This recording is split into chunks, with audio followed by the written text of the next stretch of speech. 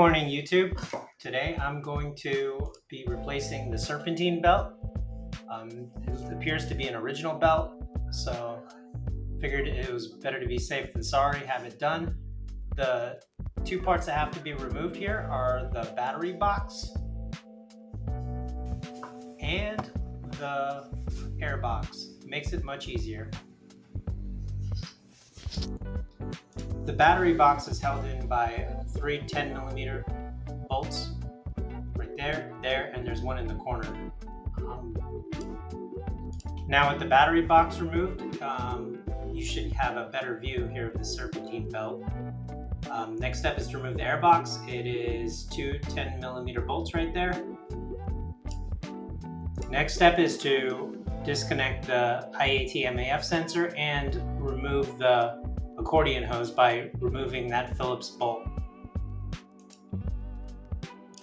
So now that all the pieces are out of the way, you have access to the belt. You're going to take a 14mm short socket, throw it on a wrench, preferably with a longer handle, which will give you that leverage. And what you do is you push it counterclockwise. And once you do that, the belt will loosen up and allow you to slip it off those pulleys. Okay, you can see the old belt on the left and the new belt on the right. The new belt is made in the USA and looks pretty good. I think it'll last a long time. I didn't see any cracks on the old belt. I think it would have still lasted a little bit longer, but better to be safe than sorry.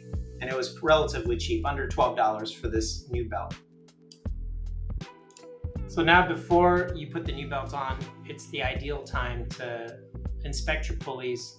Make sure there's no play in them.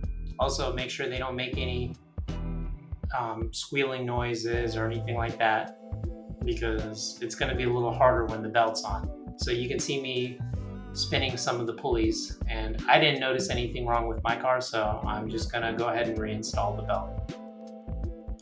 And just like that, the new belt is on. The hardest part was having one hand on the wrench while trying to slip the belt on. Outside of that, it was relatively straightforward. Just make sure you know where the belt routing goes.